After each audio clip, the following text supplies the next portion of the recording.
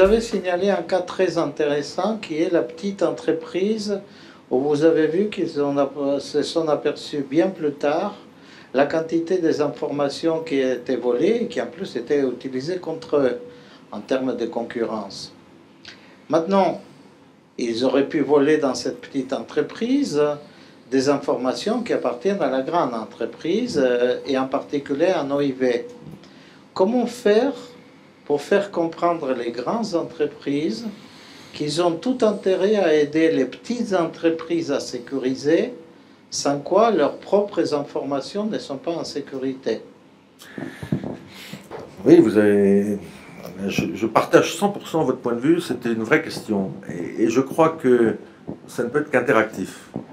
Il est inutile, effectivement, pour aller reprendre les choses à l'envers, que la petite entreprise prenne toutes les précautions si la grande n'en prend pas, et inversement.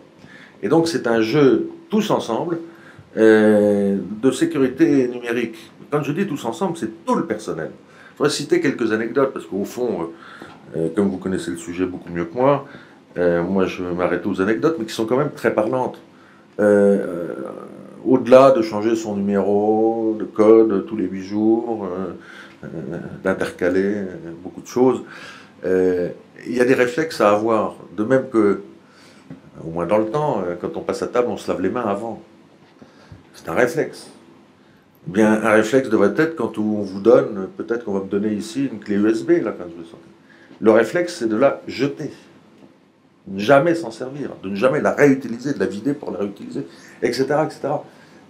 Voilà, il y a quelques réflexes comme ceux-là, de ne pas ouvrir un message dont on ne connaît pas. Vaut mieux perdre une information que de croire qu'on va avoir une information, lire un message de quelqu'un qu'on ne connaît pas et qui finalement va vous mettre votre ordinateur personnel, parfois complètement à plat et très rapidement. Donc voilà, c'est effectivement... Et comme je vous le disais tout à l'heure, le malheur, quelquefois, c'est que les chefs d'entreprise, qu'ils soient OIV ou pas, considèrent que le chef informatique, directeur informatique, c'est un empêcheur de tourner en rond, quoi, quelque part. Ils nous ralentissent, ils nous disent faites attention, changez vos mots de passe. Alors maintenant, on invente des logiciels, effectivement, qui retiennent les mots de passe, ou quoi, enfin bon, ça n'arrêtera pas.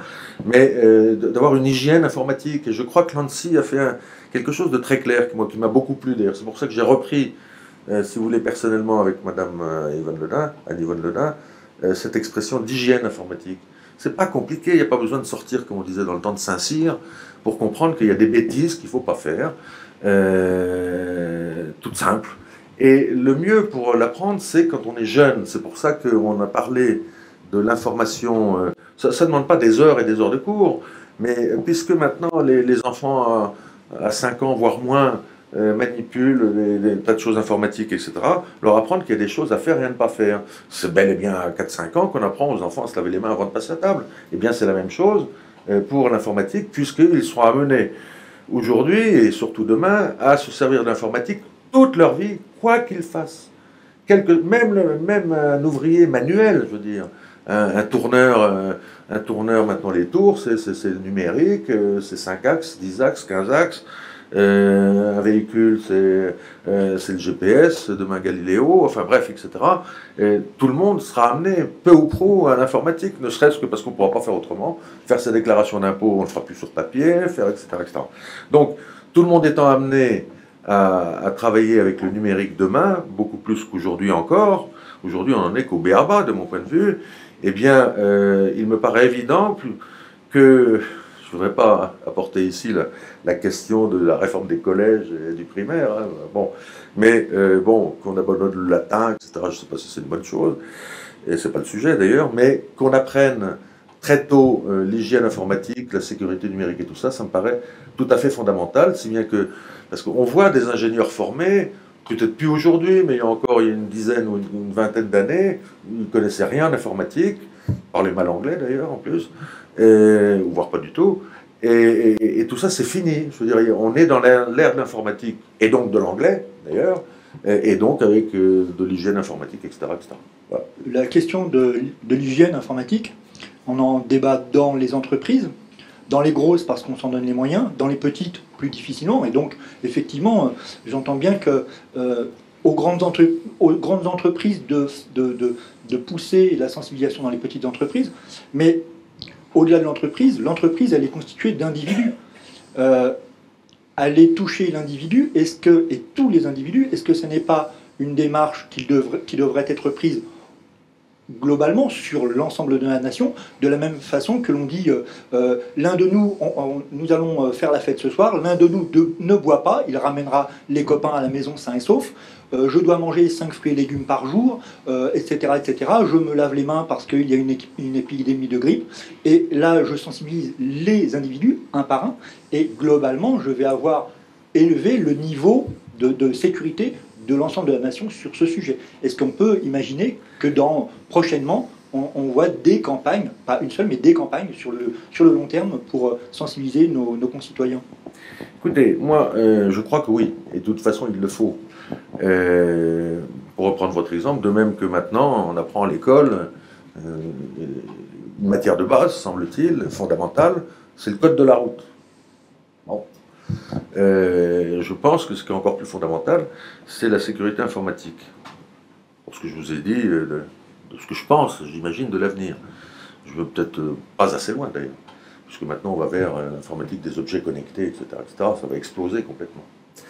Et donc, pour aller jusqu'au bout, puisque le temps nous est compté, on peut imaginer que dans le Code du travail, je dis bien, le fait de ne pas apporter suffisamment d'attention à la sécurité informatique soit une faute lourde. C'est une faute lourde d'ailleurs. Parce que demander aux entreprises, ce pétrolier d'Arabie, c'est Aramco, je ne sais plus comment il s'appelait, qui a été pillé, demander à M5 qui a dû arrêter, etc. L'entreprise qui s'arrête, si ce n'est pas une faute lourde, il y a eu des fautes lourdes. Je ne dis pas qu'il n'y en a eu qu'une, mais il y en a eu au moins une. Pour pouvoir pénétrer dans cette affaire-là, ne serait-ce que par le biais d'une clé USB, hein, il ne faut pas grand-chose. Enfin, vous le savez mieux que moi. Et donc, j'imagine que la législation peut évoluer dans ce sens-là. Mais avant la répression, je pense qu'il faut être positif et plutôt que d'apprendre le code de la route aux gens, d'autant plus que demain, il n'y aura plus de conducteurs dans les voitures, ils iront toutes seules, hein, il n'y aura plus besoin de passer le permis de conduire. La sécurité informatique doit être, je pense, une matière de base, d'autant plus que, de mon point de vue, il n'y a pas besoin de beaucoup d'heures de cours pour apprendre aux plus jeunes, j'insiste bien aux plus jeunes, c'est comme celui qui n'a pas appris l'anglais à l'âge de 5 ans, hein, parlera mal l'anglais, hein, c'est clair, pardonnez-moi, c'est une marotte, j'en fais partie de ces gens-là, et je le regrette infiniment. Eh bien, il faudra apprendre très jeune aussi eh bien, la sécurité informatique à la maternelle, en CP, parce qu'il faut mobiliser immédiatement, il faut que ce soit une préoccupation des gens immédiatement. C'est ce que j'ai, vous voulez, j'aurais 1000 anecdotes, grâce à vous d'ailleurs, que nous avons éditionnées, 1000 anecdotes à vous raconter, des choses incroyables, des coups faramineux, des entreprises qui se sont fait piller pendant 3 ans durant. Ils s'en sont aperçus, on ne sait trop comment, d'ailleurs par hasard, au bout de 3 ans, ils s'étaient fait tout piller. Un autre exemple d'un grand patron d'une grande boutique, d'une grande entreprise, pardonnez-moi, fabricant d'avions, il n'y en a pas 36 au monde, hein, qui avait avec son téléphone personnel ou son ordinateur portable, avait échangé avec je ne sais plus qui le prix de l'avion qu'il allait proposer aux Chinois. Il a perdu le marché. Il a perdu le marché. Et ceux qui vont en Chine savent-ils qu'il ne faut certainement pas partir avec il faut le laisser en France. Partir avec un petit truc où il y a pas, que vous allez jeter après d'ailleurs, parce que les Chinois vous pilleront tout, si c'est déjà fait avant. Bon. Et donc voilà, c'est tout ça. 1000 exemples. Moi, je me suis fait, parce que je ne voulais pas le croire, j'ai donc demandé à l'ANSSI de me payer ce qu'il y avait dans mon téléphone. Mais ils l'ont fait devant moi. Ils m'ont montré.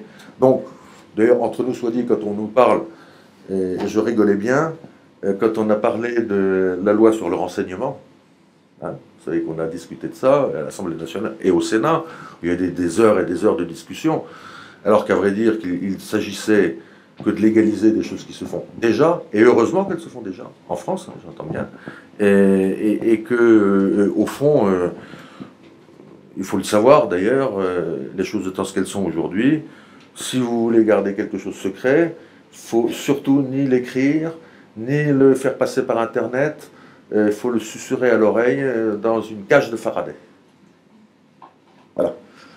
Sinon, c'est sur la place publique. Merci énormément. On va vous libérer.